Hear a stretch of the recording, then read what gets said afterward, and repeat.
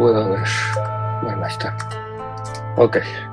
Entonces, la clase pasada dimos la introducción al curso, básicamente. Nos faltaron decir algunas cosas importantes que las voy a tratar de decir hoy. De todas maneras, ya subí las diapositivas de la clase 0 a la plataforma, entonces si las revisaron, pudieron ver todas las cosas que no dije, que no eran muchas más, sino cosas de organización y de la evaluación que estaban ya de por sí en Classroom. Entonces, si leyeron lo que estaba en Classroom, seguramente también ya están enterados. Y esto del esquema de colores que les había platicado, que también es importante, de todas maneras creo que lo voy a recordar aquí un poco, porque no lo quiero estar diciendo cada clase. Y empezamos con alguna motivación, que eso sí lo voy a repetir. En la clase pasada había algo de motivación, entonces sí voy a empezar la clase de hoy con eso. Entonces vimos el programa, se presentaron algunos de ustedes. El día de hoy hay muchos más estudiantes, entonces no nos vamos a presentar ya porque si no perdemos tiempo, pero que sepan que hay varios estudiantes, muchos más ahora. Entonces habrá oportunidad a lo mejor de que se presenten. A los nuevos estudiantes, yo los hago participar mucho, entonces los nuevos estudiantes, los que no se presentaron, estaría bien que cuando les toque participar brevemente nos digan quiénes son, ¿no? Y dónde estudian, y brevemente, y entonces la participación viene, ¿no? Entonces, ¿cómo vamos a trabajar? Entonces eso es lo mismo que ya les había dicho. Un poco la motivación de por qué esquemas. Ya empezamos básicamente con la teoría y iniciamos con el curso, que es el espectro de un anillo, ¿no? La clase de hoy sería básicamente el espectro de un anillo, y entender un poco la motivación de por qué el espectro no nada más es un conjunto o un espacio topológico, sino por qué también el espectro viene con sus funciones y es parte importante de la información de lo que es un esquema afín en particular, ¿no? Vamos a estudiar esas cosas. Recordemos que las clases las vamos a ir construyendo paso a paso y que ustedes son activos, tendrían que ser muy activos en la participación de la clase, en la construcción de la clase. Como van a ver, yo les voy preguntando. Entonces, es útil que ustedes tengan un cuaderno y a la mano, o su iPad, o lo que quieran. A veces, si tienen iPad y tienen esos dispositivos, es muy útil porque a veces les pido que presenten. Entonces, yo les dejo un ejercicio o hacemos una cosa, les digo, a ver, fulanito, ¿cómo lo harías tú? Entonces, pueden presentar automáticamente y entonces lo haría en vivo para todos. Otras veces los dejo que hagan su trabajo y que luego lo expongan rápidamente, o sea, que lo piensen por un minuto y lo hagan. Entonces ya me lo digan, y si no tienen iPad, y eso muchas veces me lo dictan y yo lo escribo. Hay un problema con la nueva actualización de la Mac y del iPad, porque antes yo utilizaba un programa que se llamaba Doceri, que lo descontinuaron, que era buenísimo para enseñar matemáticas, y lo podía seguir utilizando, de repente lo puedo seguir utilizando, pero ahora ya me lo quitaron de plano, entonces ya no tengo esa cosa. Entonces estoy viendo qué otras alternativas tengo para poder escribir las clases a mano, porque no me gustan mucho tampoco las diapositivas, porque es un poquito más aburrido que ir escribiendo como en el pizarrón. Además, creo que ir escribiendo al mismo tiempo con ustedes va dando tiempo de ir reflexionando y pensando la matemática, entonces es importante, pero por lo pronto tengo que utilizar diapositivas porque no he encontrado el mejor programa que me satisfaga para eso. Ya sabía que lo iban a quitar, pero pensé que lo iba a seguir pudiendo usar y ya lo intenté, y tengo que hacer muchas cosas y no siempre funciona, se traba. Entonces estoy revisando algunos programitas, pero bueno, entonces eso va a ser la clase. Entonces ya saben que tienen que hacer pequeñas participaciones, es una parte muy importante, yo les tengo que ir conociendo, y ya saben que después de la sesión yo les comparto las notas, las diapositivas y el video, ¿no? Ya lo tienen. De hecho, también estoy probando un nuevo programa que viene con Zoom, o que se puede uno comprar con Zoom, y que me hace un resumen de la clase. No sé si lo vieron. Entonces me hace todo un resumen de la clase, les pone como el video, y se los puse ahí en Classroom, pone ahí de qué se trata el curso y como partes importantes, lo cual me parece una muy buena herramienta, porque muchas veces ustedes no quieren ver toda la clase otra vez, ¿no? Entonces muchas veces requieren ver solamente una parte, y entonces ahí te lo separa como por temas, y pues lo pueden ir directamente. Entonces los recomiendo que lo utilicen. Los prerequisitos que yo estoy asumiendo a los estudiantes es que tengan el conocimiento básico de álgebra, digamos un curso de álgebra moderna, que tengan nociones de álgebra conmutativa. Ni siquiera requiero que sepan álgebra conmutativa como tal, pero sí que sepan lo básico de álgebra, ¿no? Es decir, ideales, primos, cocientes, dominios enteros, el lema de Zorn, ideales maximales, y eso más o menos sí lo vamos a trabajar con cierta naturalidad. De todas maneras, insisto que si hay dudas y los estudiantes tienen dudas, entonces hay dos opciones. Les puedo recomendar material de lectura. De hecho, por ejemplo, el libro de King Louis en todo su capítulo primero, no sé si lo llama capítulo 0, capítulo 1, hace como una revisión de álgebra conmutativa, que me parece que está muy bien, habla de productos tensoriales. Entonces, si alguien siente necesidad de revisar eso, pues el King Louis es una buena opción, el primer capítulo. Y de todas maneras, en mi curso pasado que yo impartí de geometría algebraica, empecé con ese capítulo. O sea, sí di toda la parte de álgebra conmutativa, le dedicamos un mes o algo así. Entonces, esos videos también están en YouTube. Si alguien requiere, pues los puedo poner ahí y ahí van viendo la explicación, ¿no? Entonces, está ahí. Esta clase no lo quiero hacer así porque nos lleva mucho tiempo y entonces es una clase avanzada de posgrado, entonces deberían de, o sea, no deberían, sino estoy asumiendo que sí los tienen esos conocimientos o que los pueden aprender de alguna forma por su cuenta con mayor facilidad. Ok, entonces la teoría es acumulativa, eso quiere decir que sí, pues como en todas las matemáticas básicamente, ¿no? Aquí la clase anterior y las anteriores sí son muy importantes para lo que sigue, no es de que cambie uno de tema y ustedes pueden entrar como si nada. Entonces sí es importante que no se atrasen, que vengan a las clases. En las clases se dicen muchas más cosas. Además, la interacción que tenemos en la clase es importante para el aprendizaje. No basta ir a ver los videos, ayuda mucho, definitivamente. Y bueno, no pasa nada si un día no pueden venir, pero idealmente me gustaría verlos aquí, ¿no? O sea, se lo digo porque muchas veces cuando sube uno los videos a plataformas, los estudiantes dejan de venir. Y entonces eso está mal, ¿no? Hay que venir a clase y, le repito, de preferencia, tener su cuaderno a la mano, tomar notas y ir completando los detalles, ¿no? Que se les va pidiendo, voy dejando ejercicios. Ok. Entonces hay definiciones y convenciones que vamos a utilizar todas las clases. Entonces, participaciones, dudas, comentarios, correcciones, alguna cosa que nos quieran compartir, siempre son bienvenidos y preferentemente hay que hacerlo para todo el mundo, ¿no? Es decir, cualquier duda que tenga un estudiante es una duda que le puede servir a otro o incluso porque ya la había pensado y no se había atrevido a preguntarla o porque ni siquiera se le había ocurrido, pero también el hecho de que alguien plantee su duda hace que los demás se la cuestionen y no quiere decir que las tengo que contestar yo. De hecho, la idea del Classroom es un poco como estos foros que ustedes deben de estar mucho más acostumbrados a utilizarlos que yo. Estos foros como cuando los videojuegos donde interactúan, ¿no? La gente y se dicen y se pasan tips, o como estos Mad Overflow, o no sé cómo se llame, donde los estudiantes interactúan. La idea del Classroom es que ustedes pueden utilizar Classroom pues también para intercambiar. O sea, alguien tiene una duda, un comentario, entonces a alguien le puede contestar, le puede decir, no, mira, después de todo, insisto, y esto lo insisto muchas veces en mis clases, el objetivo para mí más importante es que aprendamos geometría algebraica todos y no tanto que yo les asigne una calificación. Es decir, a mí no me gusta calificar y sobre todo mucho menos me gusta calificar cuando estamos haciendo algo por gusto. Es decir, si nosotros estamos haciendo algo por gusto y nos gusta y a todos nos interesa, pues entonces aprendamos todo con gusto y veamos qué es lo que sucede. Desafortunadamente, el sistema es así, yo los tengo que calificar, ¿no? Entonces, lo que me gusta calificar, más que hagan los ejercicios bien o mal, o que más que sean muy buenos entendiendo las matemáticas, es cómo se involucran en la clase, es decir, cómo es su participación, si están atentos, si no. También se nota cuando alguien quiere nada más participar para ganar puntos o para hacerse presente, y eso se nota y eso no vale. O sea, lo importante es que realmente estén involucrados en el curso y que quieran participar y que participen y que aporten algo y que no importa si algo no lo entienden, que pregunten, que tengan las dudas y que hagan algo con lo que se les responde. O sea, siempre que yo reconozco que tengo una duda, la expreso y si me dicen lo que es y yo no hago nada con mi duda, no aprendo, no estoy aprendiendo. Entonces tengo que ir a buscar, tengo que ir a analizar, tengo que ir a pensar y luego mostrar que sí se puede, ¿no? Ok, entonces esa es la idea. Por supuesto los tengo que evaluar, tengo que ver que están haciendo sus ejercicios, tengo que darles algún tipo de retroalimentación y decirles qué cosas están haciendo bien o mal. Pero si ustedes están participando y se están comprometiendo como me gustaría, entonces no habrá problema. En la clase pueden siempre participar. Ya les había dicho que no todas las dudas las resuelvo yo. Esas, idealmente, algunas las deberían de poder resolver sus compañeros y también es parte de la colaboración. Se van conociendo entre ustedes. Eventualmente, cuando sean grandes, van a trabajar entre ustedes, o idealmente. Entonces, es algo importante. Entonces, yo voy a hacer mi trabajo, tratar de preparar clases y todo lo que debería hacer un profesor, pero ustedes deberían de hacer lo mismo. También venir preparados para la clase, ¿de acuerdo? Leer los ejercicios, intentar los ejercicios que yo les dejo de clase a clase. Ya les había dicho del código naranja.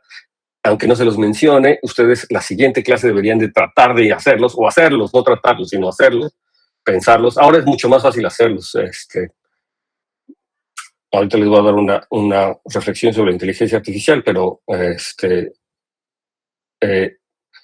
yo no estoy en contra de la inteligencia artificial como muchos colegas.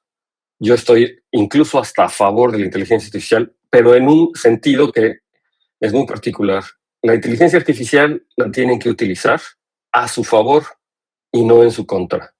Entonces me gusta contar una anécdota, aunque se quede grabada, pero bueno, una vez yo di clases en una escuela X particular, en una universidad, y les decía a los alumnos, que eran ingenieros, por cierto, que me dijeran cuánto era un medio en decimal, alumnos de ingeniería.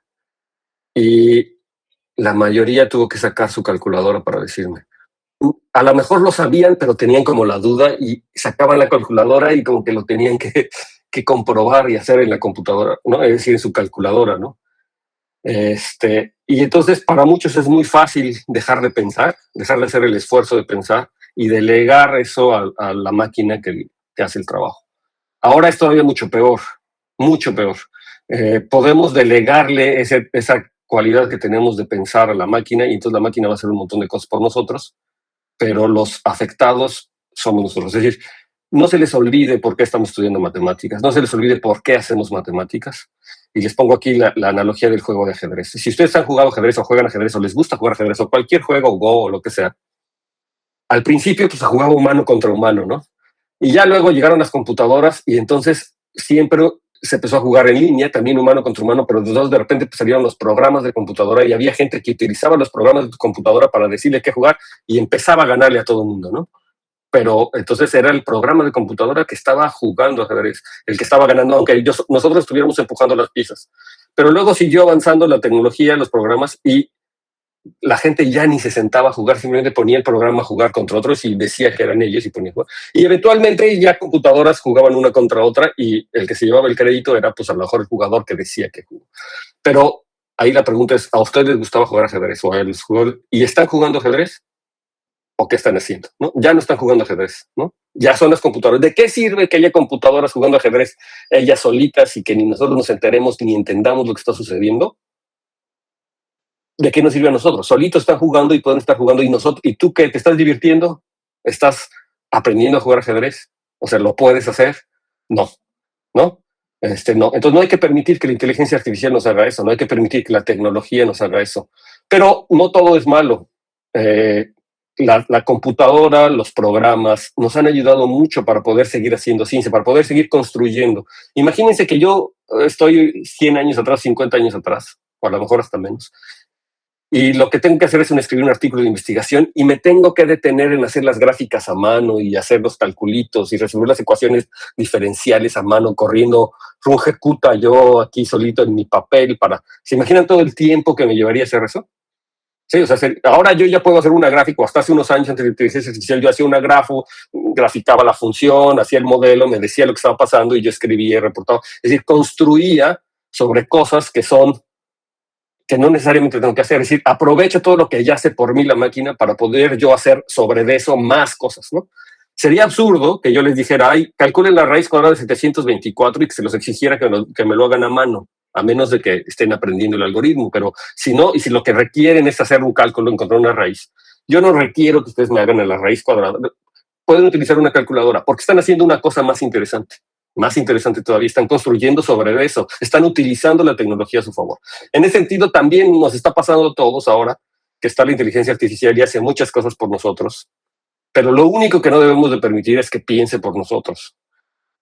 Yo particularmente creo que se puede sacar mucho provecho si nosotros interactuamos con inteligencia artificial, rebotando ideas, preguntando, aprendiendo y realmente entendiendo lo que te dice. No siempre dice la verdad, siempre dice mentiras. Entonces uno debería ser capaz de poder entender todo lo que dice y rebotarle, decirle no es cierto esto, sí, entonces te regresa, te corrige, te tiene que convencer. Si te convence y ya entendiste, dices, ah, perfecto, ya me convenciste, entonces ya aprendiste, es como un poco como un libro. Yo voy leyendo un libro y también lo vas cuestionando. Si lo lees a ciegas, pues no estás aprendiendo. Tendrías que ir diciendo, ¿y esto que me estás diciendo sí es cierto?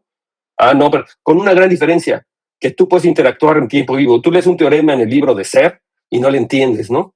Y lo vuelves y dices, sí será cierto, y lo vuelves a leer y lo repasas, lo repasas. Aquí la diferencia es que ahora le puedes decir, ¿sabes qué? No entiendo esta parte, explícamelo mejor, y te lo regresa. Y no, no es cierto, eso me dice, sí, a ver, dame un ejemplo, no, sí. Entonces tienes toda esta interacción que te puede ayudar a aprender realmente lo que estás haciendo. Pero si ustedes le dejan la tarea y dicen el ejercicio, házmelo, seguramente lo va a hacer. Puede ser que esté bien hecho, pero ustedes no están aprendiendo. Es como poner a la computadora a jugar ajedrez entre ellas y ustedes. Que no se les olvide lo que, por la razón por la que estamos estudiando matemáticas. ¿Cuál es su razón? ¿Cuál es su motivo? ¿Porque quieren tener un doctorado, una carrera? ¿O porque quieren aprender matemáticas?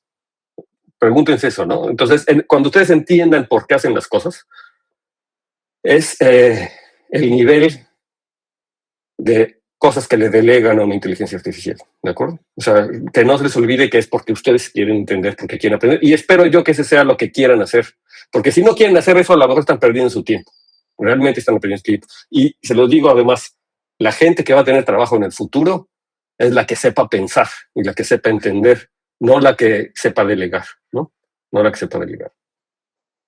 Ok, entonces en ese sentido no tengo problemas que utilicen inteligencia artificial, pero que lo utilicen a su favor y que las respuestas, los ejercicios, las tareas, por eso se los pido a mano, que lo hagan ustedes, ¿no? O sea, decir, ya discutí con la inteligencia artificial, ya aprendí, ya me quedó claro, entonces ahora lo debo de poder escribir. Esa parte es la parte que cierra el broche de conocimiento, no nada más entender, sino ahora explicar. Entonces el objetivo de las tareas es que ustedes lo escriban explicándome lo que entendieron, ¿no? Y como si le estuvieran dando una clase. Por eso también los pongo a exponer mucho en clase, que me expliquen qué están haciendo. Entonces hay que explicar lo que están haciendo, ¿de acuerdo? Entonces, si lo aprendieron como lo hayan aprendido con inteligencia artificial, pero lo aprendieron, estuvo bien. Si no lo aprendieron, está mal. Y se nota, ¿no? También se nota. Entonces he tenido estudiantes que de repente me empiezan a hablar de categorías derivadas cuando apenas están entendiendo qué es el espectro de un anillo. Entonces, claramente no están entendiendo, ¿de acuerdo? Entonces, no hay forma, o sea, es fácil más o menos darse cuenta cuando alguien sí está utilizándolo bien y cuando no lo está utilizando bien, ¿ok?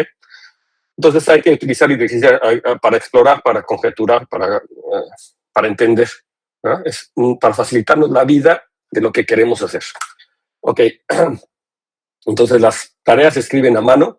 Antes sí se las pedía a LaTeX y eso, y a lo mejor la pueden hacer en LaTeX para su registro, guardarla, lo que ustedes quieran, pero sí requiero que lo escriban a mano y lo tienen que escanear y subirlo a Claro, ¿no?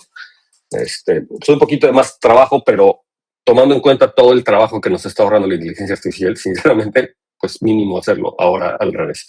Y además les digo, cierra ese broche del conocimiento, eso que les platicaba la clase pasada, que involucrarse físicamente con el conocimiento ayuda a que se fijen las ideas y que puedan después aprender un poco más.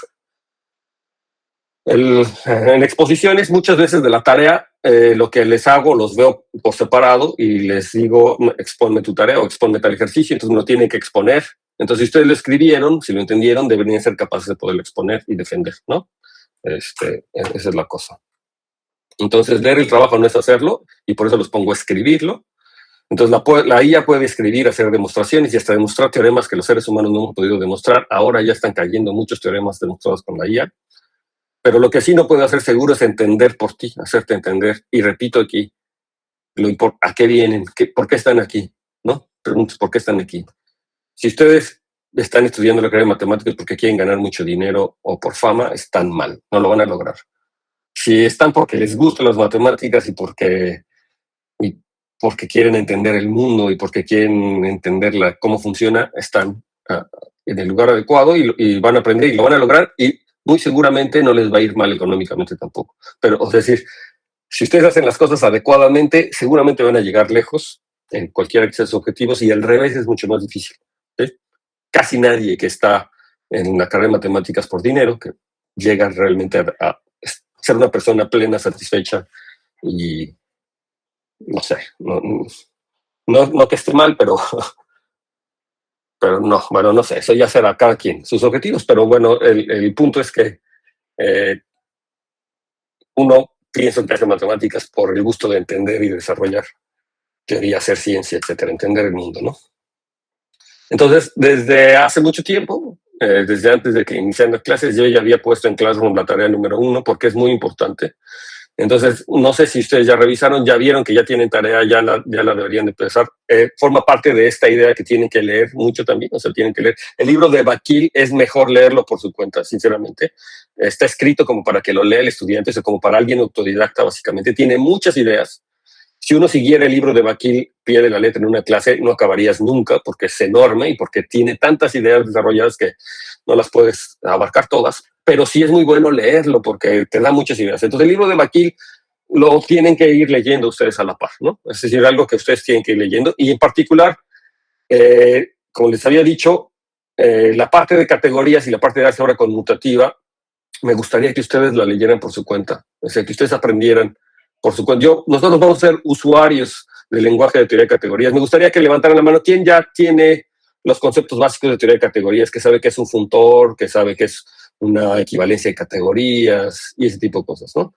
Ni siquiera se necesitan cosas muy, muy avanzadas de categorías. Saber qué es un funtor, qué es una transformación natural, qué es la equivalencia de categorías, posiblemente qué es la función, qué es lo que quiere decir la función de funtores. Si ustedes no lo saben, es una excelente oportunidad. Es una parte muy bonita y como lo expone Bakil también está muy bien, y van a ver que está relacionado con todas las matemáticas que están haciendo y las que van a hacer a partir de ahora. Cuando estudien categorías les va a cambiar el panorama y van a ver que todas las matemáticas realmente se expresan mucho mejor en ese lenguaje. Entonces, son cosas muy importantes. El capítulo 1 de Bakil les da eso. No todo el capítulo 1 de Bakil es necesario, en particular la parte de sucesiones espectrales. Sí es muy útil en geometría algebraica, pero posiblemente eso sea mucho más complicado de lo que necesitamos por lo pronto. Entonces, la parte de sucesiones espectrales se puede dejar para después, como para cuando la necesitemos. Es difícil, es muy abstracta y no necesito que invierta su tiempo ahorita en eso. Después, eventualmente, lo podremos estudiar y aprender. Pero por lo pronto, la parte de sucesiones espectrales no la necesito. La parte de homología, comología sí está bien. La parte de álgebra conmutativa también está bien. Entonces, eso sí, revísenlo, léanlo. Si tienen dudas, si tienen problemas, pues me preguntan a mí o lo trabajan con inteligencia artificial en el sentido de que les estoy diciendo, ¿no? Hay que entender esa parte, hay que discutirla. Y podemos discutirlo siempre. Puedo preparar una clase incluso si tienen algún problema particular. Ok, los ejercicios son muy importantes, ya saben que se les deja de color naranja. Hay ejercicios importantes como el lema de Yoneda, son cosas que me gustaría que sí entendieran, son el lema de Yoneda, la función la función producto tensorial OM, por ejemplo, son cosas que sí hay que entender. Lo que son las propiedades universales y en particular entiendan bien propiedades universales de conceptos básicos como la localización, que entiendan bien qué es eso. Y también podrían entender qué tiene que ver eso con la función, qué tiene que ver eso con representabilidad de funtores. O sea, se los pongo así para que, a lo mejor si no lo entienden ahorita, para que vayan fijando en su mente que las propiedades universales tienen que ver con la función y tienen que ver con representabilidad de funtores. Entonces, cuando lo lean, traten de ir viendo esa parte, ¿no? Todo eso lo utilizamos. Yo voy a, de todas maneras, en clase, hacer un pequeño recordatorio cuando lo necesitemos. Es decir, voy a hablar de eso para que todos estemos en contexto, pero eventualmente sí estaría asumiendo que ya lo leyeron y que ya lo entendieron y que hicieron los ejercicios que les dejé, ¿no? Entonces, ¿cómo leer un capítulo? De hecho, ¿cómo leer cualquier cosa? Sin memorizar, familiarizarse con una ciudad nueva, ¿no? O sea, entonces, lo que hay que hacer es leer el texto, tratar de... Yo lo que les siempre sugiero es que cuando lean un texto, lo hagan en 3 etapas. La primera es una lectura rápida de reconocimiento para que se den una idea de qué es, de qué trata, qué es lo que dice, sin detenerse en los detalles. La segunda lectura es una lectura ya con más intención, tratando de identificar las cosas que les interesan, las cosas que son importantes para el curso. Identifiquen, leerlas, vean un poco los detalles de qué es lo que están diciendo. Y si no lo entienden con toda profundidad, no importa, sigan más adelante, porque a veces lo que dice más adelante les ayuda a clarificar lo que viene atrás. Lo leen, ya lo terminan, se hacen más preguntas, ustedes hacen preguntas, identificaron en la segunda lectura qué cosa no entendieron, qué cosa sí entendieron, qué cosa vale la pena resaltar, a qué parte del texto sí le quieren dedicar más atención, porque una lectura con intención, es decir, cuando se están leyendo algo, les puede interesar distintas cosas, ¿no? A lo mejor lo que les interesa es entender la función y a lo mejor a alguien lo que le interesa es entender el lema de Yoneda. Entonces tienen distintos objetivos en cada lectura. Identifiquen esos objetivos. Y la tercera lectura es como que mucho más específica. Sí, ahora quiero responder estas preguntas que me hice con toda claridad, las voy, las leo y identifico lo que quiero, lo aprendo, lo entiendo, ahora sí. Entonces, normalmente con esas 3 lecturas uno entiende el material y lo puedes luego reproducir sin necesidad O sea, lo entendiste, ¿no? Te lo apropiaste. Al principio es un poco más lento leer un texto 3 veces que si lo leyeran una única vez, pero eventualmente va a ser mucho más fácil porque van a ir entendiendo muy bien. Entonces, para cuando lleguen al final del curso, lo van a entender muy bien ya. Y las 3 lecturas van a ser rápidas, realmente, ¿no? A veces ya hasta se pueden saltar las dos porque ya lo leen rápido y rápido identifican porque ya tienen todo el contexto. Entonces, eso es lo que hay que hacer en las lecturas. Los códigos de colores, como ya les había dicho, normalmente... De las tareas tengo una duda. Adelante. Vi que bueno, esta tarea 1 fue de la versión del 2017. ¿Van a seguir siendo de esa versión o cómo? Pues lo que pasa es que yo les puse esa versión, la versión última que yo compré del libro, pues si la pueden conseguir está mejor, pero como no la conseguí yo en PDF, Yo la pues no tengo se en las... PDF, la puedo subir a clase. Ah, bueno, pues entonces si lo tienes en PDF y nos lo compartes está excelente, porque entonces así ya todos trabajamos sobre la última versión. Yo no la tengo, la última en PDF no la tengo, Sí, la sí, la publicada. tengo, el 2025, sí. Entonces, con esa ya podemos hacer los ejercicios y leer el Baquil del 2025. Les puse la tarea de la versión última que yo encontré en PDF, ¿no? Para que todo el mundo tenga esa. Pero si ya tenemos la última versión, entonces la cambiamos y les diré la siguiente tarea, pues que trabajemos sobre la versión publicada. Al fin ya la vamos a tener todos, ¿no? Ajá. Perfecto. Y también de la primera tarea, si ya la habíamos empezado en LaTeX, igual la hacemos a mano otra vez. Pues a lo mejor no, pero digamos, si ya le empezaron, está bien, pero solamente que sean honestos, ¿no? Que sí están escribiendo lo que ustedes están entendiendo al respecto. Y a partir de la segunda tarea o de lo que les falte de tarea, pues que sí la ganamos, ¿no? Pueden hacer algo combinado, o sea, pueden escribir el texto en LaTeX y luego ya lo escriben a mano, ¿no? O sea, la solución, ¿no? Lo que sea. Hay cosas que sí, no sé. Pues, o sea, lo que quiero que vean es que ustedes trabajen y también que involucren un poco su cuerpo al aprender matemáticas, ¿no? ¿Sí? O sea, que se muevan. Ok, entonces los códigos son estos. Normalmente el verde brillante hacemos definiciones para que lo reconozcan. Azul, las matemáticas. Me gusta utilizar el azul para resaltar, no todas las matemáticas, pero hay cosas, ecuaciones que me gusta resaltar con un azul. Y el naranja, lo que indica es que son ejercicios o cosas que ustedes tienen que completar. Lo pongo a veces de naranja, lo pongo a veces en un marquito naranja, y aunque no les diga que lo tienen que hacer, ustedes a la hora de revisar ya saben que eso lo tienen que hacer, que lo tienen que verificar. Son partes que ustedes tienen que ir verificando, ¿ok? Entonces todo lo demás en general se pone en blanco, ¿no? Ese es el código que yo siempre utilizo para mis clases, lo pueden ver en YouTube, en todas mis clases. Y así pueden, a veces utilizo algunos otros colores para resaltar, por ejemplo, el rojo, o a veces morado cuando hay alguna idea particular, pero básicamente ese es el esquema de colores, ¿no? Vienen las notas de clase que estoy escribiendo, tanto de esos mismos colores. No siempre se puede. Esto de las notas de clase que les digo aquí que recibirán después está sujeto a disponibilidad y tiempo. Es mucho trabajo hacerlo. De repente sí se puede, de repente no. Entonces, bueno, lo intentaré. Ok, entonces ya habíamos visto por qué esquemas. Entonces vamos a empezar con una motivación un poco más profunda.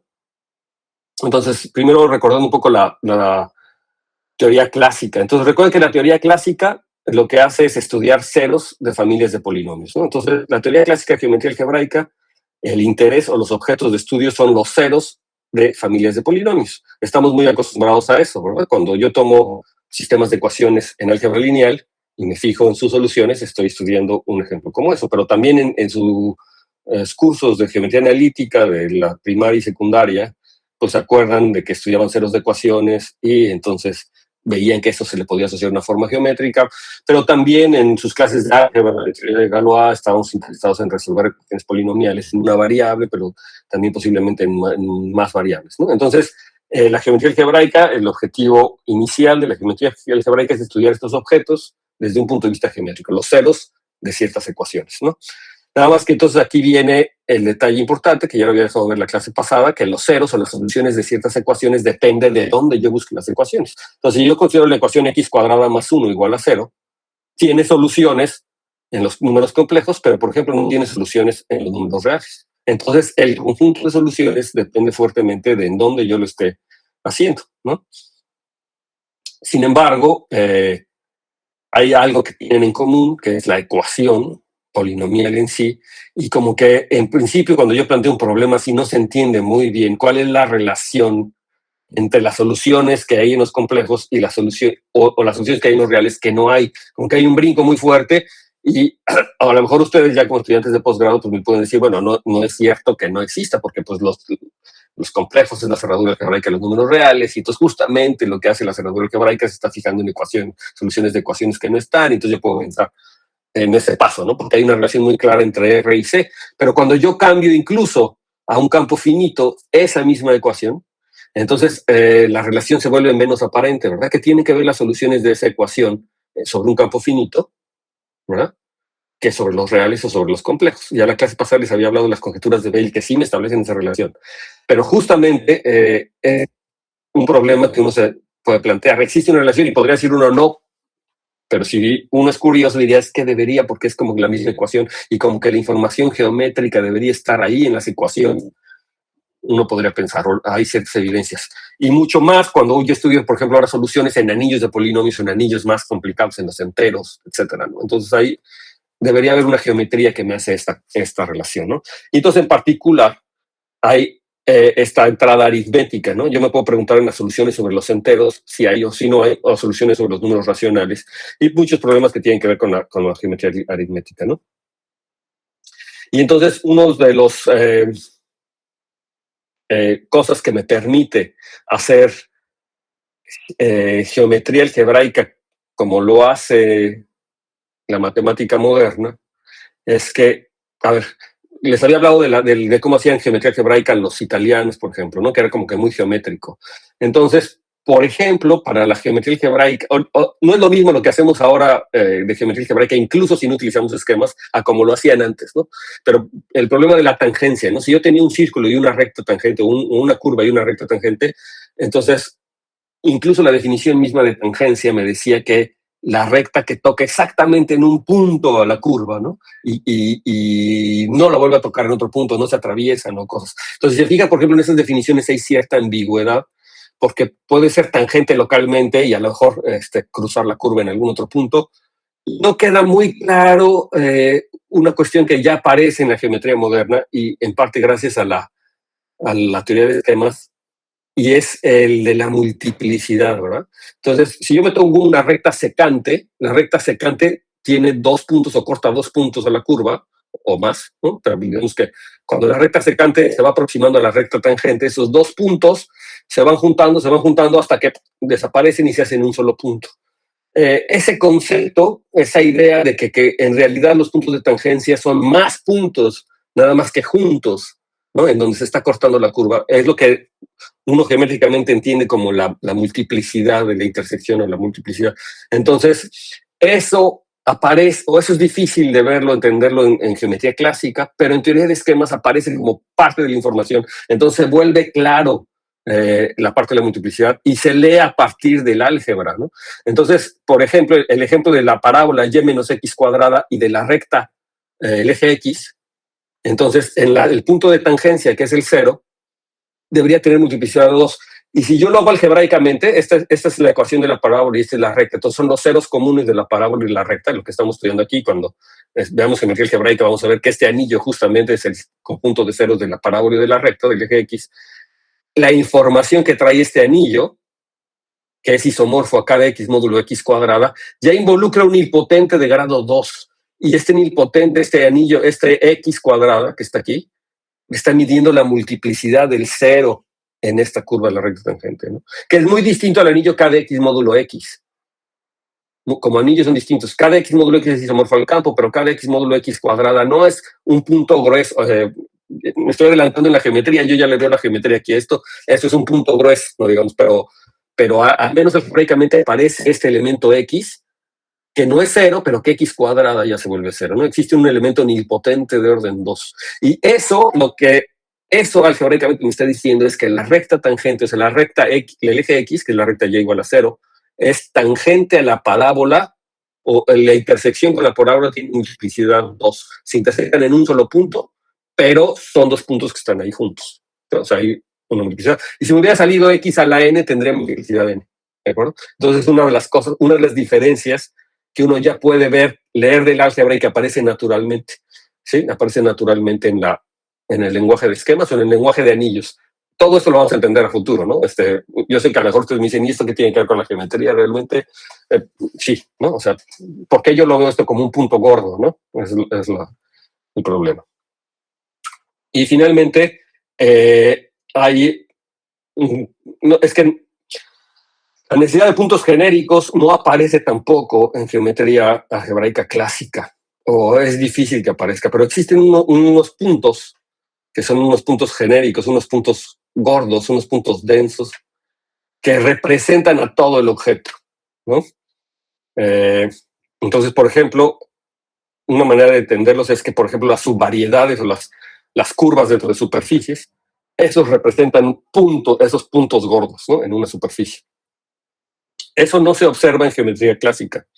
No lo ve uno, ¿no? O sea, no ve como una curva dentro de una superficie se puede entender como un punto. O más, si ustedes ya estudian geometría algebraica clásica, más o menos ven que a las variedades irreducibles se corresponden con ideales primos y que a los puntos se corresponden con ideales maximales, ¿no? Hay una correspondencia. Y la teoría de esquemas me dice, es lo mismo, es más o menos lo mismo, no tienen por... Es decir, son subvariedades de ciertas dimensiones y a cada una de esas subvariedades le corresponde un punto gordo, lo que se llaman puntos genéricos.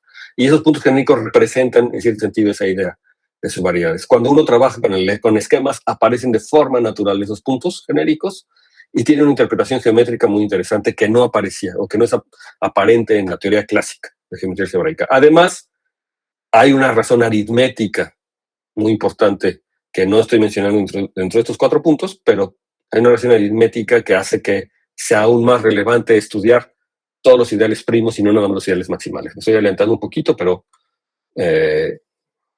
por ahí va la cosa, ¿no? Entonces, digamos que en la teoría clásica tenemos estos 4 problemas o limitantes que no aparecen, ¿no? En principio, ¿sí? Ok. Entonces, la idea de los esquemas es que estos problemas se resuelven de golpe. Vamos a resolver todo ello más o menos junto. Todo aparece en la teoría de esquemas.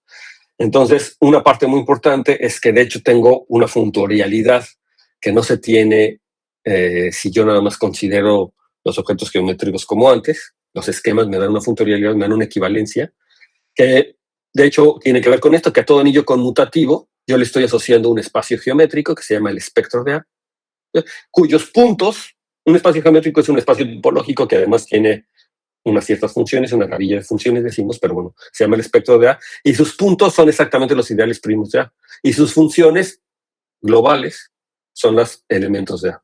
Es decir, al anillo A lo voy a entender como funciones, ¿en qué conjunto? Funciones en dónde? En los ideales primos de A. Entonces, esa es una idea muy interesante.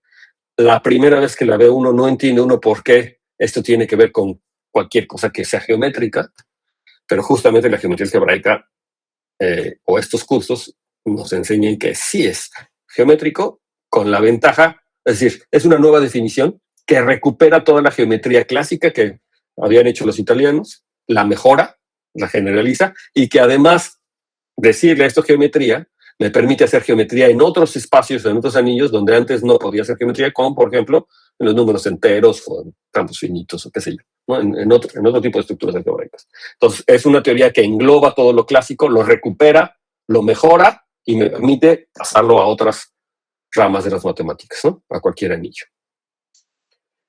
Entonces, digamos que la teoría clásica se recupera cuando mi anillo son anillos de polinomios o álgebras de tipo finito, anillos de polinomios sobre un campo, ¿sí? Recupero la teoría clásica.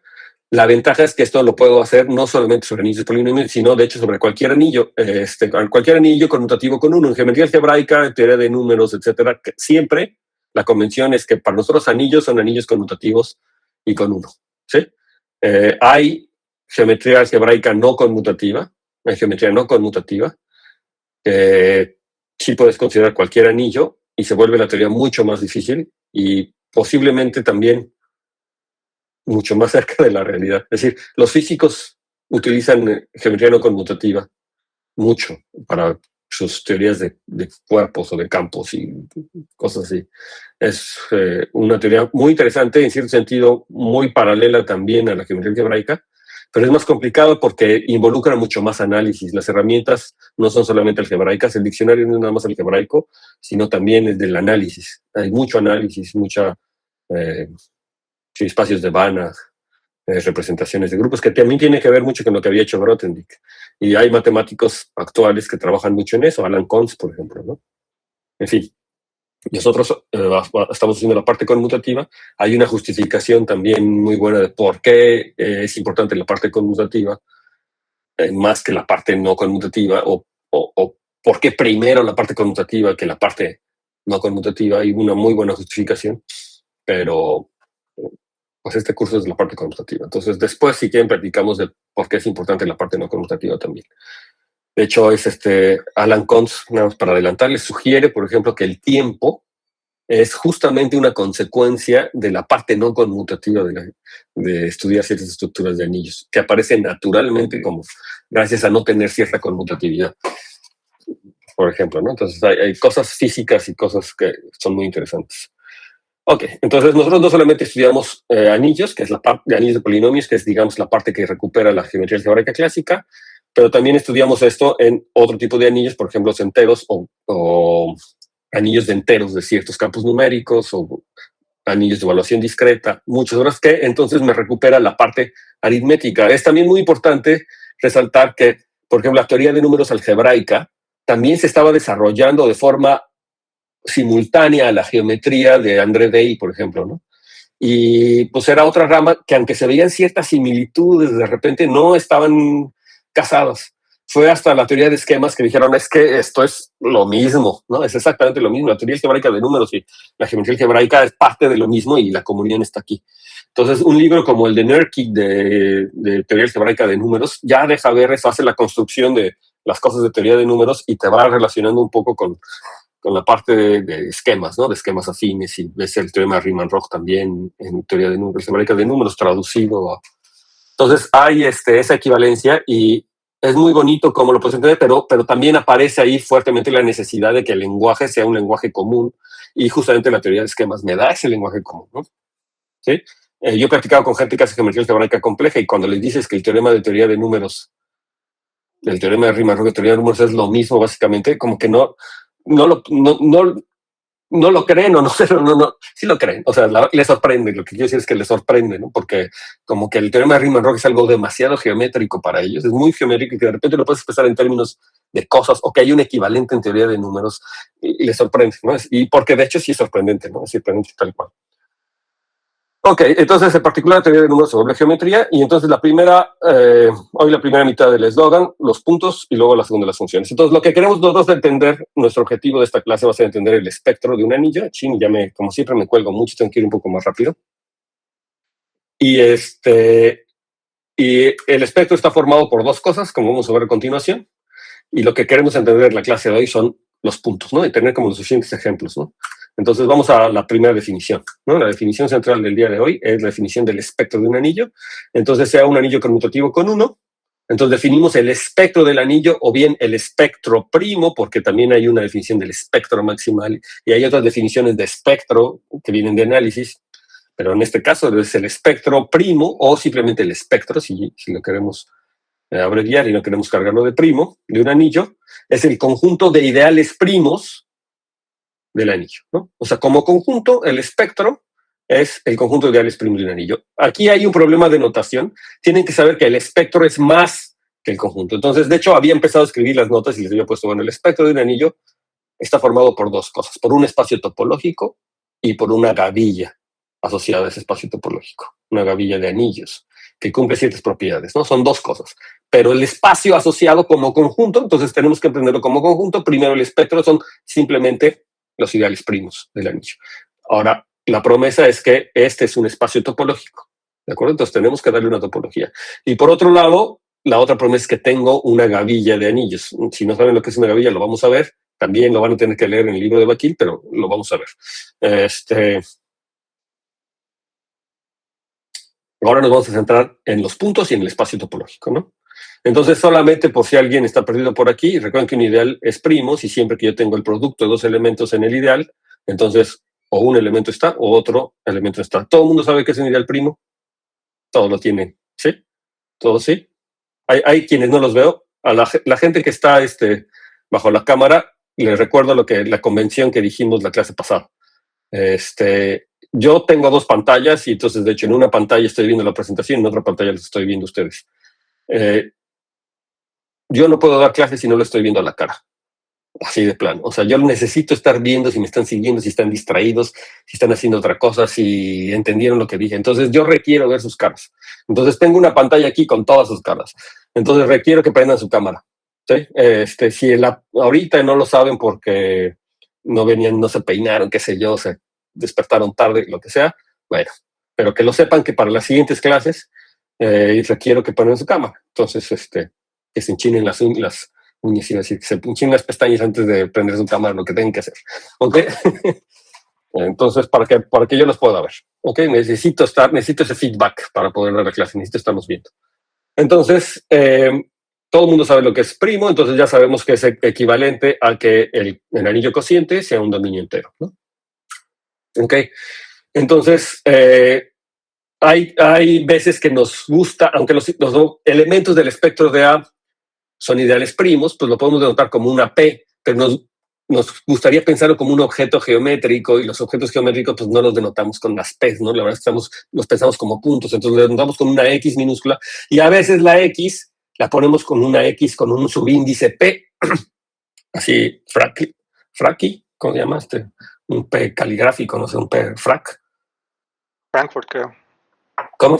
Creo que viene de Frankfurt, si no me equivoco. Frankfurt, ¿no? Seguramente sí.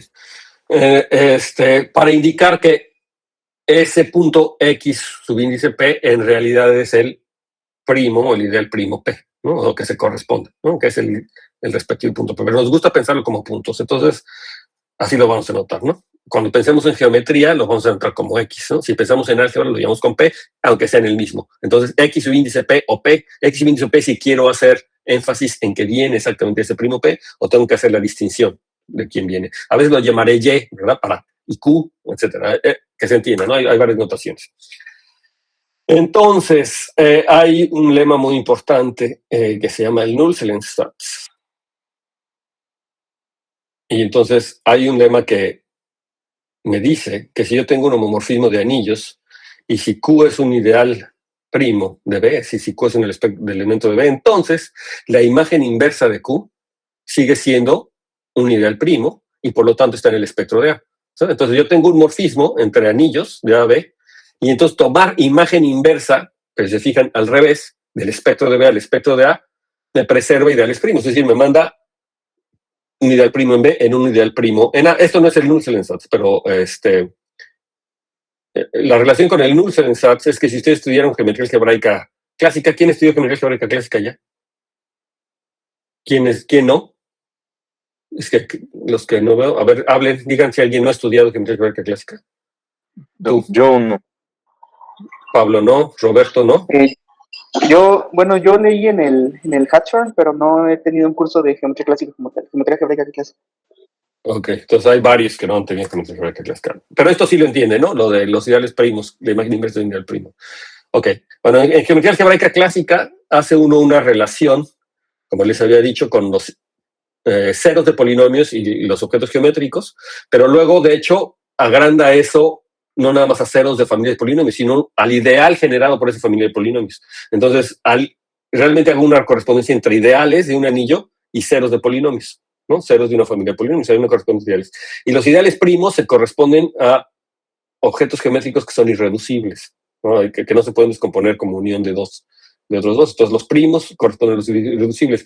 Y dentro de los primos están los maximales, ¿no? Y entonces los ideales maximales se corresponden con puntos en un campo algebraicamente cerrado. Si yo estoy trabajando en un campo algebraicamente cerrado, los ideales se corresponden con puntos. Entonces, los puntos en un objeto geométrico tienen una correspondencia con ideales maximales. Las subvariedades irreducibles se corresponden con ideales primos, pero además todo ideal primo está contenido en un ideal maximal. Esa relación me está hablando de los puntos que contiene esa curva, ¿no? Los puntos que contiene la curva me están hablando que son ideales maximales, y la relación con la curva, que es el ideal primo, me está hablando de la contención entre primos y maximales del otro lado algebraico. Entonces, la relación primos maximales y puntos con irreducibles está fuertemente relacionado en campos algebraicamente cerrados. De hecho, el Nullstellensatz me dice eso, ¿verdad? Que los puntos se corresponden con ideales maximales. Entonces, uno si uno está acostumbrado a hacer geometría clásica, pues entonces si yo tengo esa relación puntos maximales, que lo vamos a recordar ahorita en un segundo unos ejemplos, pero uno podría decir, entonces si yo quiero hacer geometría algebraica en anillos, ¿por qué consideras todos los primos? Mejor considerar nada más a los maximales, ¿no? Entonces, si yo considero los maximales, ya recuperé los puntos que yo estoy viendo. Entonces, ¿qué caso tiene tomarse todos los anillos? Entonces, bueno, en parte es lo que les dije, hay razones aritméticas y los 4 puntos que yo les había puesto la vez pasada, que tiene una gran importancia. Además, hay una cuestión funtorial que se me hace que es decisiva. Pero bueno, es parte de esta relación que les estoy platicando. Entonces, tiene que ver con el Null-Selling-Satz porque, para empezar, esto funciona para ideales primos, ¿verdad? ¿Ok? Entonces, no es cierto que si yo me fijo que la imagen de un ideal primo, o sea, esta relación, lo que quiero que resalten es que se está volteando, es contravariante, se llama en términos funtoriales. Es funtorial porque a cada anillo le estoy asociando un objeto que se llama el espectro del anillo, y a cada morfismo le estoy asociando un morfismo que se llama el espectro de phi, pero en sentido contrario. Eso, además, cumple con las condiciones de funtorialidad. Se los digo así ahorita despacito, porque a lo mejor todavía no empiezan a leer el libro de McGill, pero si ya lo empezaron a leer, ya saben lo que es un funtor. Entonces, cumple esas propiedades de funtorialidad, y entonces tengo realmente un funtor, ¿no? Las propiedades de funtorialidad es que los morfismos los tiene que mandar a los morfismos, pero de manera bien, o sea, la identidad tiene que ir a identidad, composición de morfismos tiene que ir a composición de morfismos, ¿sí? O sea, tiene que respetar las estructuras básicas. Entonces, esto lo que me estoy diciendo es que tengo un funtor, pero la imagen directa, si me tomo un ideal primo, su imagen directa no es necesariamente una imagen, no es necesariamente ni siquiera un ideal, pero aunque me fije en el ideal generado, no necesita ser primo. Es decir, me tomo un ideal primo, me fijo su imagen directa como ideal, es decir, el ideal generado por la imagen, ese no tiene por qué ser un ideal primo. Entonces no caería en el espectro de B, ¿de acuerdo? La imagen inversa sí, pero la imagen directa no. Entonces, esto hace que la estructura natural sea contravariante, o sea, que dado un morfismo, entonces lo que tengo que fijarme es en el morfismo entre el espectro de B y el espectro de A volteando la correspondencia, ¿de acuerdo? Entonces sería contravariante. Ok. Entonces, aquí lo que les decía es que la imagen directa de una es la preimagen nunca, entonces veamos por qué. Entonces, la demostración de la funtorialidad es muy fácil, ¿no? Entonces, queremos ver que si yo me tomo Q un ideal primo en B, o sea, Q un elemento en el espectro de B, entonces la imagen inversa es un ideal primo. Entonces, esta es una demostración clásica de álgebra conmutativa, no es nada difícil. Y entonces la demostración consiste en que se fijen en esta composición. Si yo me tomo el morfismo de AB y luego el morfismo cociente, ¿no? El que cada elemento lo manda a la clase. Y entonces preguntarme quién es el núcleo de este morfismo, de esta composición. Entonces es muy fácil que se den cuenta que el núcleo de esta composición es justamente la imagen inversa del ideal Q.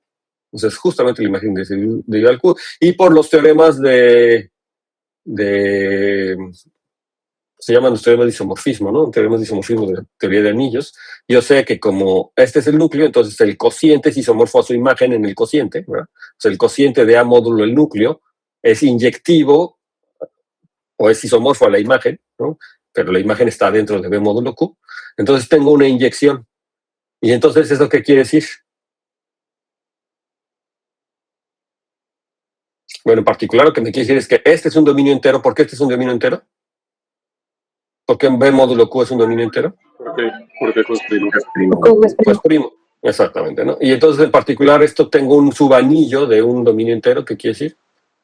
Pues que también es un dominio entero, ¿no? Entonces, como este también es un dominio entero, entonces este tipejo que está aquí también tiene que ser un ideal primo, ¿sí? O sea, no es sí, es un argumento muy... Entonces, un subanillo de un dominio entero es un dominio entero, entonces luego el cociente es un dominio entero y por lo tanto eso quiere decir que es un ideal primo. Entonces, y la imagen inversa del ideal primo es propio,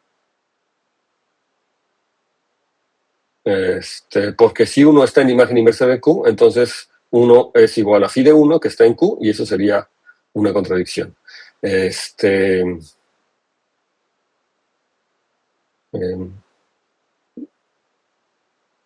Necesitaba yo decir algo sobre que fuera propio.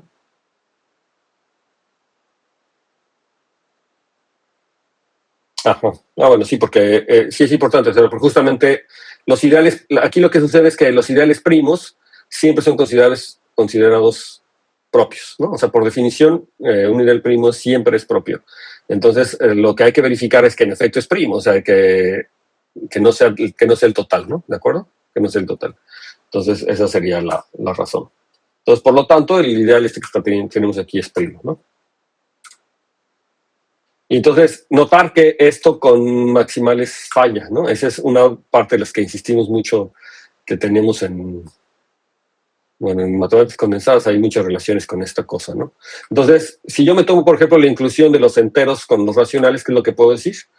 Bueno, pues el 0, los racionales es un ideal maximal, ¿verdad? Sí. De hecho, es el único, ¿verdad? Porque es un campo, ¿verdad? Como los racionales es un campo, entonces, pues, no tiene muchas opciones. Entonces, el 0 es un ideal y es un ideal maximal. Pero la imagen inversa del 0, ¿quién es? Pues la imagen inversa del 0, bajo la inclusión natural, pues es nuevamente el 0 intersección los enteros, si quiere. El ideal generado por 0 intersección de enteros, que nuevamente es el 0, pero el 0 no es un ideal maximal, ¿verdad? De hecho, el 0 está dentro de todos los ideales primos. Entonces, fíjense que, o sea, lo que estoy tratando de decir con esto es que esta funtorialidad del espectro, si en vez de tomarme el espectro primo me tomara el espectro maximal, es decir, que si solamente yo me tomara los ideales maximales, entonces no tendría esta correspondencia, no tendría esta función, porque la imagen inversa de un maximal no es necesariamente un ideal maximal. Entonces estoy perdiendo una propiedad funtorial. Entonces, cuando uno está haciendo matemáticas, una como forma de ver que uno está haciendo bien o que tus definiciones son correctas es que tiene propiedades funtoriales o que tiene propiedades categóricas que se pueden expresar en términos categóricos. Esa es como que la sensación. Es decir, las matemáticas modernas al menos así son. Y lo van a ver cuando hagan investigación. Si yo quiero dar una definición en un objeto, estoy haciendo algo y quiero dar una definición, si mi definición no es funtorial, o sea, puede ser valiosa, pero si la definición no es funtorial, es como que es muy particular del ecosistema en el que yo estoy trabajando.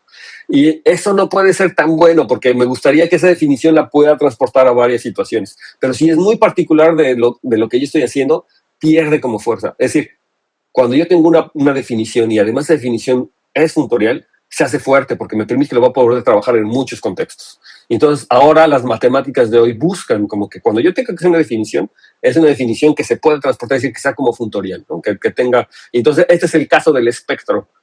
No es que el espectro maximal no sirva, sí sirve, pero se hace no es funtorial. Entonces, sí, no me manda ideales maximales, entonces estoy perdiendo una propiedad. En cambio, la primalidad del espectro primo sí se conserva. Entonces, sí tengo entonces eso le da punto. La definición correcta no era la del espectro maximal para hacer geometría, era la del espectro primo.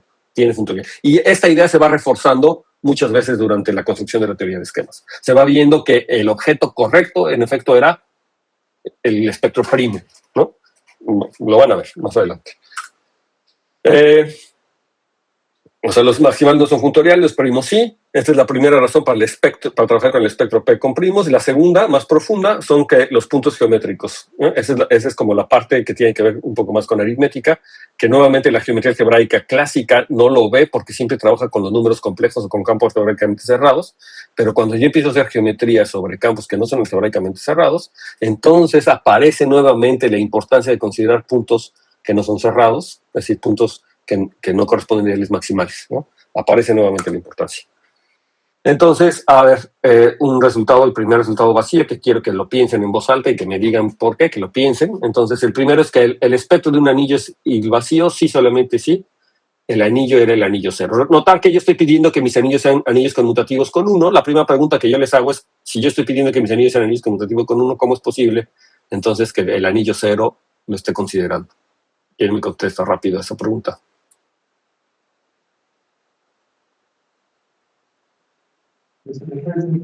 Uno igual a 0. Exacto, no sé quién dijo, pero es 1 igual a 0, ¿no? En el anillo 0 sí es un anillo conmutativo con 1, esa es la respuesta. Y lo que pasa es que el 1 y el 0 en ese caso no son distintos, ¿verdad? Recuerden las propiedades del 0 y del 1. O sea, el 0 y el 1 en un anillo no son definidos arbitrariamente, sino son elementos que uno es el neutro aditivo y otro es el neutro multiplicativo. Tienen esas definiciones y yo puedo ver que en un anillo con un solo elemento, ese único elemento funciona como el neutro aditivo y funciona como el neutro multiplicativo, ¿no? Y de hecho puedo demostrar que en cualquier anillo que tenga 0 y 1, Si el 0 y el 1 son el mismo, entonces solamente es el anillo con un único elemento. Entonces, ahora sí, ¿por qué? Eso implica que si el espectro es el vacío, entonces eso es equivalente a decir que el anillo era el anillo 0.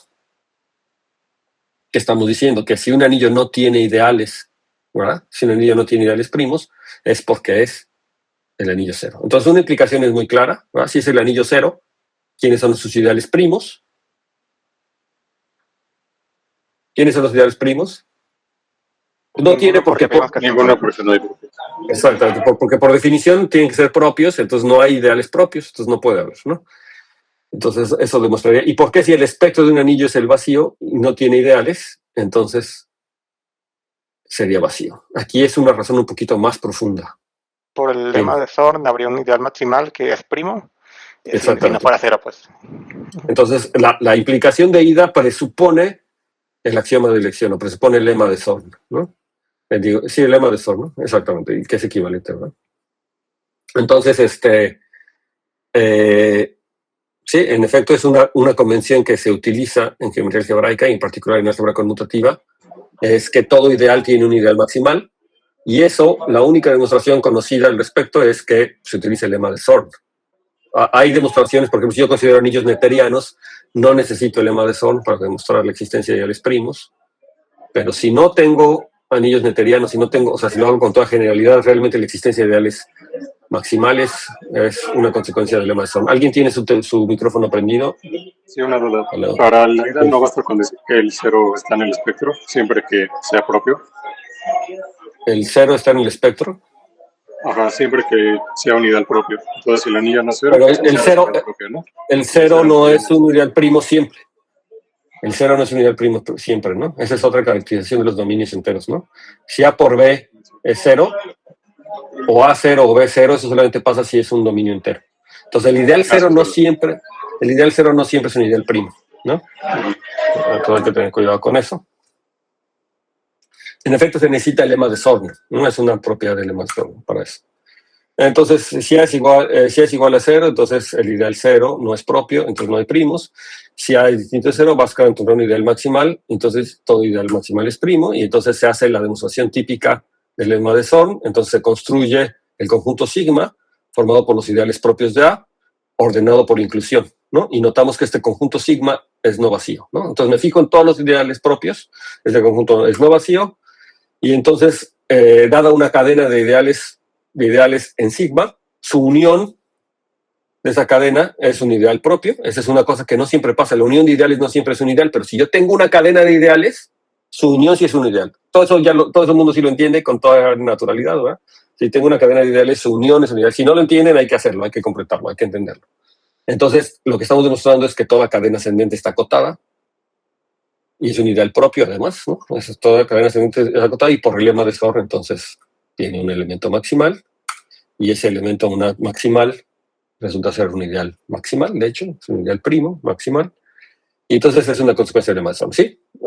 ¿Alguien le queda duda de esto? Lo hice muy rápido, pero porque me contestaron todos más o menos. Recuerden el lema de Zorn, ¿no? Me dice que justamente si tengo un conjunto parcialmente ordenado, donde toda cadena está acotada, entonces tiene un elemento maximal. ¿Ok? Bien, esa es la demostración. Y entonces, ya entendimos esta cosa como conjunto, me falta entenderlo como espacio topológico, ¿no? O sea, todavía no lo veo, pero antes de pasar como espacio topológico, vamos a pasar a entenderlo a los elementos ya como funciones, porque esta parte es muy bonita y además es muy bonita en términos aritméticos también, ¿no?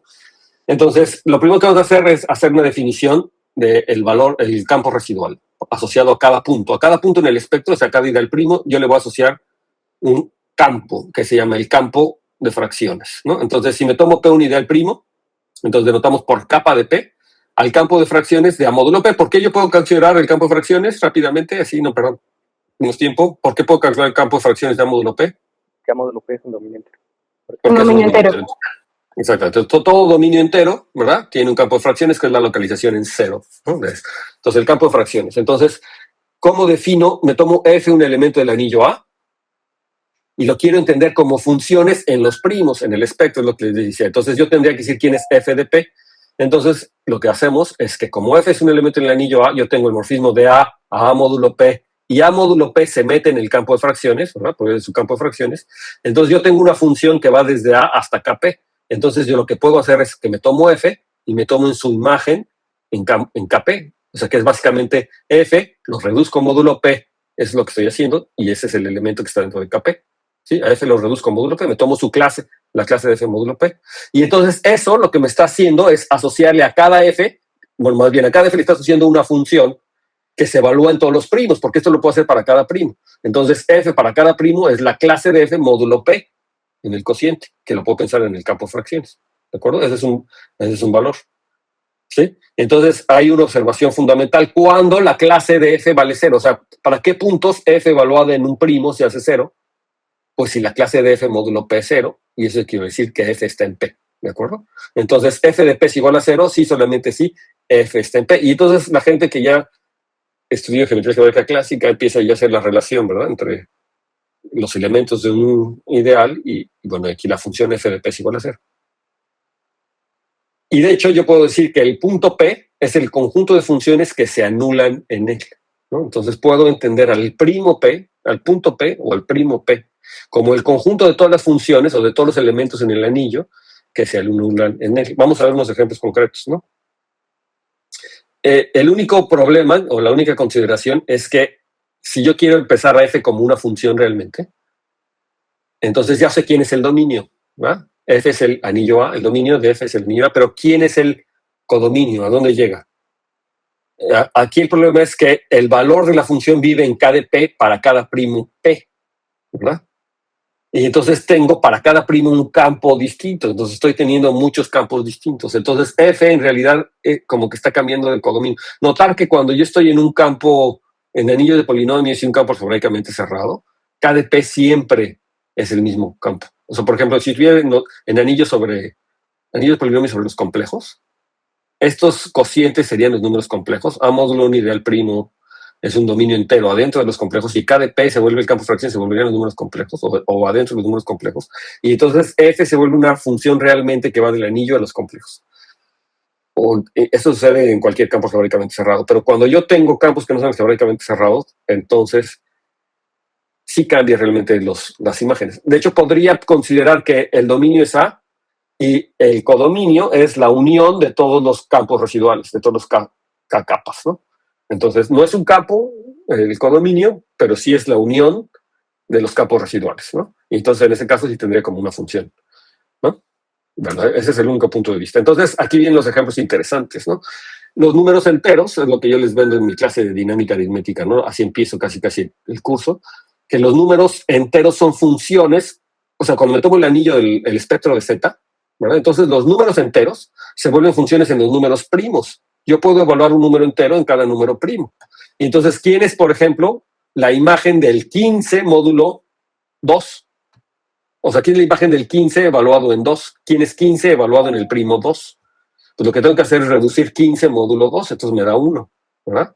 ¿Quién es la imagen del 7 módulo 2? O sea, el 7 al evaluarlo en 2, pues nuevamente vuelve a ser 1. Y todos los pares van a dar el 0 y todos los impares van a dar 1. ¿Quién es el 0?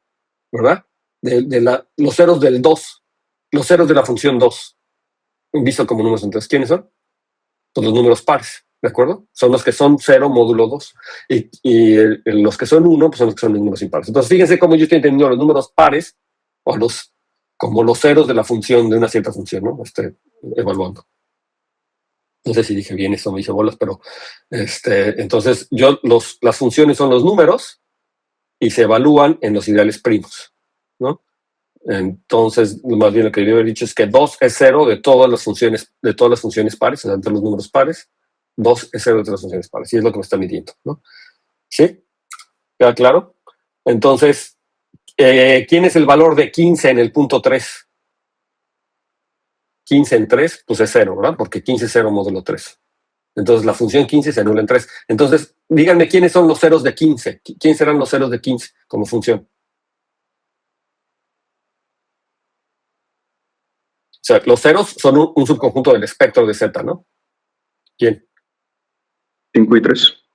5 y 3, ¿qué son los quiénes? Los divisores de 15. Los Primos. divisores primos de 15, ¿no? Entonces, fíjense cómo un concepto de evaluación de funciones me está dando información aritmética. Los ceros de la función 15, lo que me está regresando son los divisores primos de 15.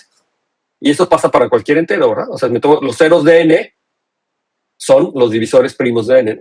¿A poco no es bien bonito, no? ¿Cómo lo entiendo? Los ceros de n. Es una cosa aritmética, ¿no? Y entonces, además, en el espectro de Z, ¿quién es el espectro de Z? ¿Quién me dice quién es el espectro de Z? Son los ideales primos. ¿Quiénes son los ideales primos? Pues los primos, pero hay uno más, ¿verdad?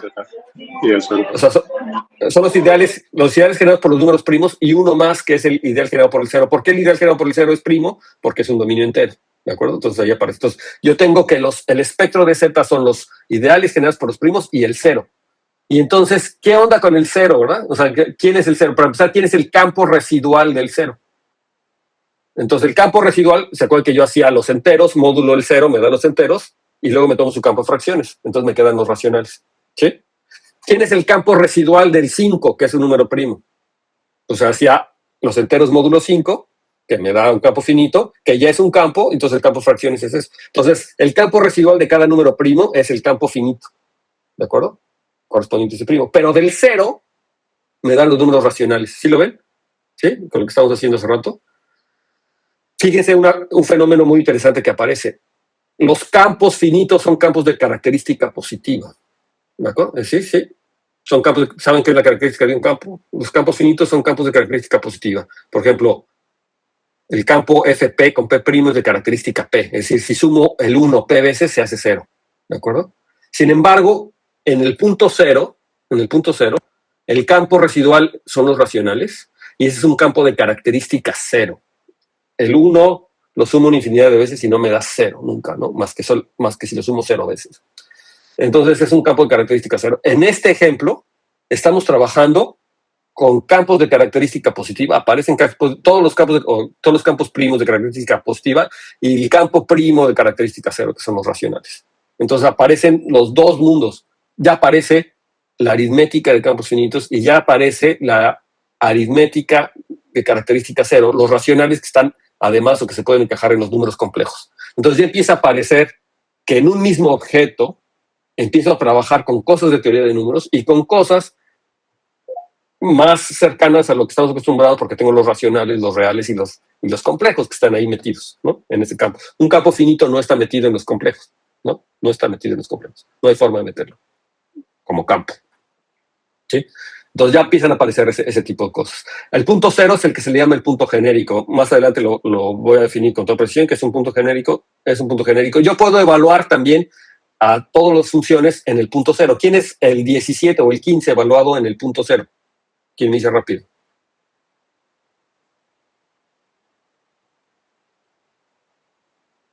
¿Quién es? Pues acuérdense que el 17 lo reduzco módulo 0. ¿Quién me da? O la clase del 17 en Z módulo 0. ¿Quién es Z módulo 0? Pues Z, ¿no? Z módulo 0 es Z. Entonces tomo el 17, lo reduzco a módulo 0, me da 17, y lo meto en los racionales, me da 17. Entonces el 17 evaluado en 0 me da el 17. Entonces en el punto genérico, en el 0, todas las funciones son ellos mismos. ¿Sí? Todo el 17 me va a dar el mismo valor. Me recupera el 17. ¿De acuerdo? Mientras que para los primos, P me da su clase, módulo P. ¿Sí o no? Es una forma bien bonita. Ya casi acaba la clase, pero ¿qué creen? Que existen las expansiones de Taylor. O las expansiones en series de potencia, si lo quieren ver así, ¿no? Porque Taylor implicaría derivadas y no sé qué, aunque se puede escribir, pero existen las expansiones en series de potencias alrededor de puntos. Por ejemplo, ¿quién creen que sea la expansión en serie de potencias de un número en un primo P? ¿Quién creen que sea? ¿Quién sería la serie de potencias? Si tuvieran que adivinar, ¿qué dirían? Las potencias de P que lo dividen. Bueno, las potencias de P que los dividen sería como evaluaciones, o no sé cómo poner, pero la serie, ¿quién es? Sí tiene que ver con eso que me dice, pero la serie, si lo quieres pensar con una serie de potencias, ¿quién sería? A ver, conjeturen. Conjeturen. No importa si se equivocan. Quiero escuchar qué está pasando por su cabeza. Si lo tuviera que expresar como una serie de potencias... Sería algo así como como en binario, que es como expresarlo en una suma de potencias, ese primo. Exactamente. Es eso. No en binario, sino en base P. Es decir, un número entero, su serie de potencias es el número escrito en base P. Y véanlo, escriben el número en base P, el número entero en base P. ¿Quién sería el coeficiente constante? O sea, el que aparece como la potencia cero de P. Pues, el coeficiente constante es la evaluación en cero, ¿verdad? O la evaluación en P. Si yo evalúo en P, me da la clase módulo P. O sea, es la serie de potencias alrededor de P, no es en el cero, es la serie de potencias alrededor de P. O sea, cuando yo lo hago en polinomios, me da en X menos A, ¿no? La serie de potencias en X menos A. Piensen en esto, ¿no? Tomo la serie de potencias de un polinomio o de una función, lo que sea, alrededor de X menos A, imagínensela. ¿Qué pasa si yo evalúo en A? ¿Quién les da? Pues el término constante, porque todo se hace cero, ¿verdad? Lo mismo, si yo me tomo un entero en base P y lo evalúo en P, me da la clase de ese entero módulo P, que es exactamente tomarme todos los múltiplos de P y hacerlo cero y quedarme con el término constante. ¿Sí? O sea, en la expansión en base P, estoy matando y me queda el término constante. ¿Ven? Y luego también, si yo le resto, si yo me tomo un polinomio expresado en serie de potencias alrededor de X menos A o alrededor de A, si le resto el término constante, me queda X menos A por alguien. Y si divido entre X menos A, me queda la serie de potencias ahora que empieza en A1 más A2 por X menos A más A3 por X menos A, ¿no? Entonces se fijan lo que hice, ¿no? Me tomo mi polinomio, le resto el término constante y lo divido entre X menos A y me queda otra serie de potencias que ahora empieza en A1. Me queda la serie A1 como si hubiera factorizado el X menos A. Para recuperar ese, o evalúo otra vez en cero. Si hago eso exactamente con los naturales, con esta definición alrededor de P, evaluar en cero quiere decir reducir módulo P. Les va a quedar el coeficiente A1 de la expansión módulo P. Y etcétera, etcétera. Se los dejo de tarea, ¿sí? Que se convenzan que la expansión en base P, entendiendo los enteros como funciones, me recupera la expansión en base, me recupera la serie de potencias, digamos, me da como una serie de potencias. Y entonces aquí les dejo una pregunta también. ¿Será que toda serie de potencias que se me ocurra, es decir, que toda expresión en base P corresponde a una función? ¿O a quién corresponde? Si me tomo un número, una serie de potencias en base P, es decir, un número expresado así como en base P, infinita, ¿corresponderá a una función?